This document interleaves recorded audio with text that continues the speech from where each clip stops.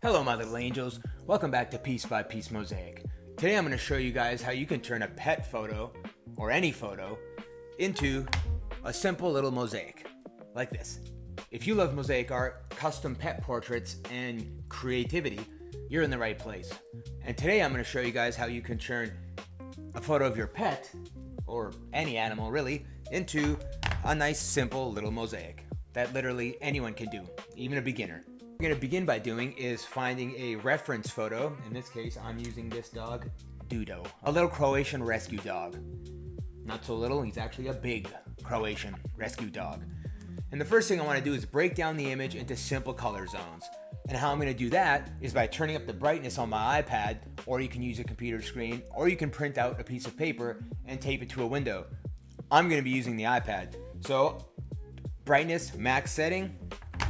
I will adjust the size so it fits the size that I want. In this case, a 5" by 7". And then I'll get a piece of blank paper, put it over top, and begin to trace out. And I'll begin to break the image down into simple color zones. I'll look at the fur, the dark areas, the shadows, and the lighter highlights. And this is going to help me understand how the mosaic is going to be built piece by piece, instead of trying to create everything all at once as I go along. Once we've got the image in the approximate size that we want, we're going to lie down our piece of paper over top, and we're going to turn off any surrounding lights. Now once I've turned off any surrounding lights, what I'm going to do is I'm going to trace around the edge of the mosaic. So here we have an outline of our dog, like so. Now we're going to draw around the important parts. Here's the eye, here's the other eye, here we've got our nose, our tongue, and you can see that there's some white parts, gray parts, and dark parts. So what I'll do is I'll just outline all the light white parts. And again, it doesn't have to be perfect. This is just a guide of where we'll want our white or light tiles. We've got the collar here, blue, got a little white patch here, white patch on the chest. We've got some gray areas going in here around the legs. So all I'm doing is just breaking the mosaic up into different sections. Where will I have whites? Where will I have some grays? And where will I have the black? And then you'll have something that looks like this. And you'll also have your reference image that you can look back to.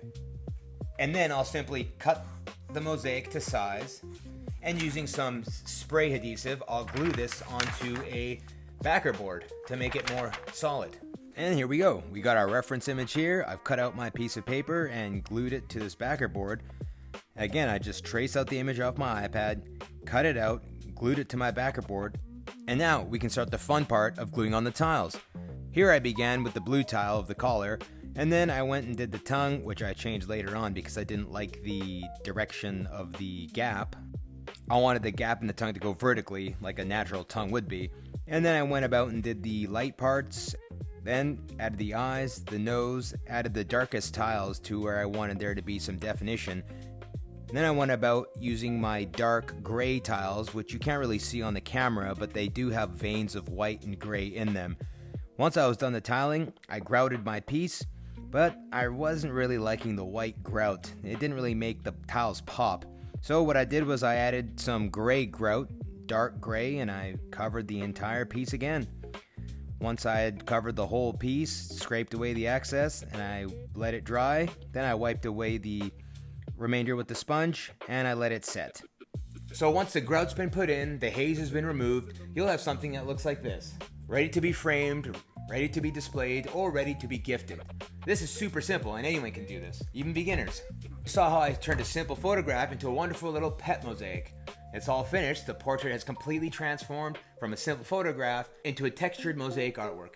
And what I loved about this process is how personal the project is. You can do this of your cats, your birds, your horses, your fish, or anything you want really. It's not just about recreating an image, it's about rebuilding the image piece by piece in a way that feels physical, tactile, and unique. And remember, the mosaic doesn't have to be perfect, it's the little imperfections that make it look like a mosaic.